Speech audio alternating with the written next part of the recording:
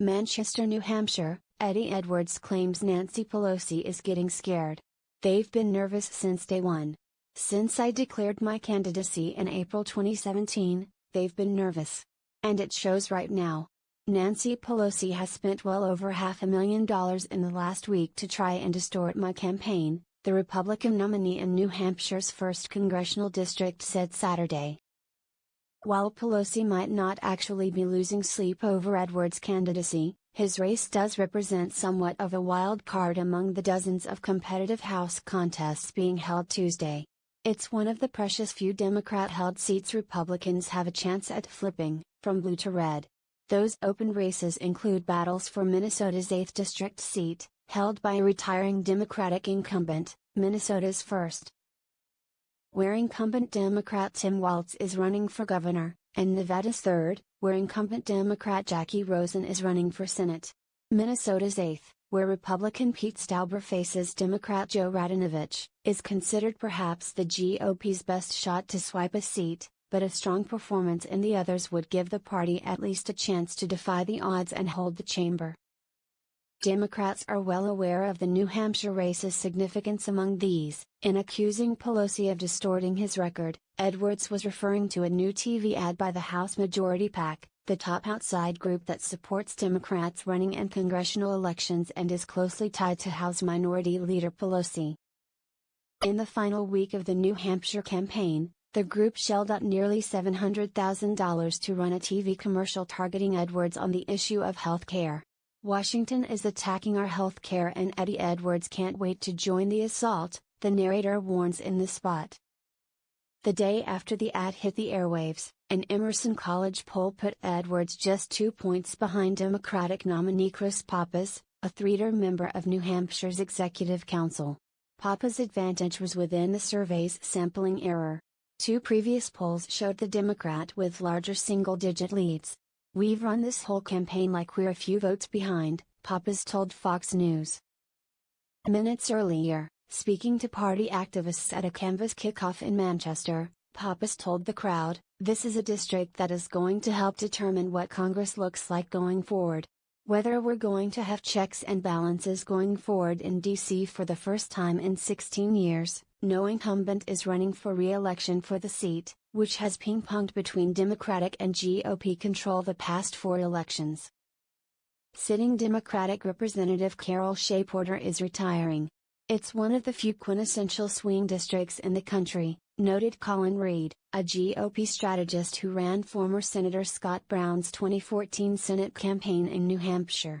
The Democrat-held district also is one of a handful nationwide that President Trump won in the 2016 presidential election. That's why Republicans hope the seat can flip from blue to red as they mostly play defense elsewhere in hopes of holding their House majority.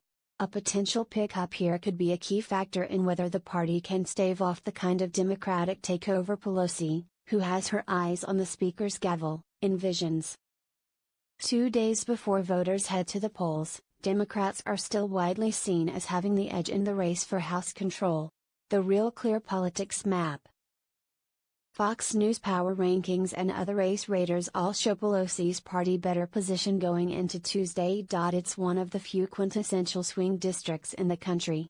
We're going to be asked 10 or 20 years from now what we were doing in 2018 when our country needed us. We have to be able to answer that question. We have to be able to say, we knocked on every door that we could, we made every phone call that we could, said Pappas, who if elected would be New Hampshire's first gay member of Congress. If Edwards wins on Tuesday, he would also make history, as the state's first black member of Congress. The conservative candidate is a U.S. Navy veteran and former police chief of a small town who also served as the State Liquor Commission's chief law enforcement officer. Edwards was joined Saturday morning at his jam-packed campaign headquarters by Republican Governor Chris Sununu. Those Republicans that were winning are winning by a little more.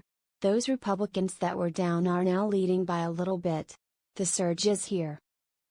It really is, Sununu touted. And it's not because we spend all this outside money on television ads and that kind of stuff. It's this. It's the grassroots support. Sununu is referring to that House Majority PAC ad, which also alleges, Edwards supports a disastrous health care plan that would strip protections for pre-existing conditions, increasing the costs of your premiums and prescriptions. Edwards argued the commercial was full of lies and distortions. He added, he's talking about lowering the costs of healthcare in this country. I talked about pre-existing conditions and protecting pre-existing conditions. Reid said the commercials assign Democrats are concerned about holding the seat. Look at the money. And the fact that outside third-party groups decided to spend on behalf of papas in the last 10 days of the election, when resources are the most precious. That tells you this thing is tightening, he explained. While House Majority PAC spent big bucks to help papas, neither the National Republican Congressional Committee, NRCC, nor the Congressional Leadership Fund, the major outside group backing GOP House candidates, reciprocated. Reid said that Republicans are defending an incredibly large swath of territory and resources get limited.